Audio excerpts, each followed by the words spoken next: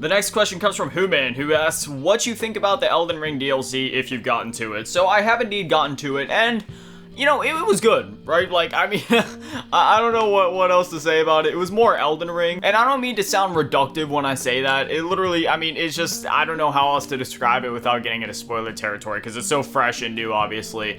One thing I will say that is definitely not as hard as what everybody was saying online, right? Like, everybody online's been like, oh, you know, this is so tough, and it was literally getting review bombed on Steam. Like, it dropped down to, like, mixed reviews at one point. Now, I'm not gonna sit here and be like, oh, yeah, I got through it deathless. Of course, no, it did take me a couple of tries on the bosses, but honestly, as long as you run around the world and you get yourself buffed up enough to deal with all the bosses and enemies, it's really not that bad. Because one of the main things with the DLC is, obviously, it's not really as dependent on your levels as it is on exploration and finding stuff in the world to actually get yourself better equipped to deal with the enemies, which, honestly, considering that Elden Ring is an open world game and people have had like over 2 years to get buffed up and level up at this point, I really think that that probably was the best way to go about balancing things, or just making sure that nobody was going into it overpowered, or just ensuring that everybody could go in on kind of like a level playing field. I will say there was 2 bosses in particular that, you know, they definitely took me quite a couple of attempts. The first one obviously being the final boss, it took me a couple of attempts to kind of like, you know, learn his moveset and everything.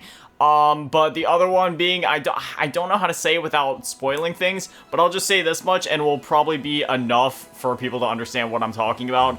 It's the one boss that bears some resemblance to another boss that was in the game previously, specifically when it comes to the hair color, and fighting them becomes a bit of a light show. Those 2 bosses in particular kind of had me going like, alright, yeah, I'm gonna need a minute to really learn this one's moveset, but honestly, in the end of it all, you have so many Estus flasks in Elden Ring that, or I'm sorry, flats of cerulean tear, to where it's not, you know, like, obviously you still need to be good at the game, right? Like, you need to be able to dodge and know your healing windows, but I don't know, I feel like it is really easy to still just kind of like heal through stuff in the game. Obviously that's your choice, and you could always like kind of impose some sort of like self-restrictive challenge to where it's like, alright, I can only use this many flasks, or I'm not going to go out and collect all the upgrades for the flasks, so then it's not as powerful, or so I don't have as many. But still, there was a lot of times where I was like, alright, you know, I still had to learn the boss, but I still feel like there was plenty of times where I was able to just be like, alright, I'm gonna mash square real quick, just get the health bar back up, and I'll just keep hacking until I make it. Overall, though, in terms of like DLCs, definitely a 10 out of 10. It was phenomenal.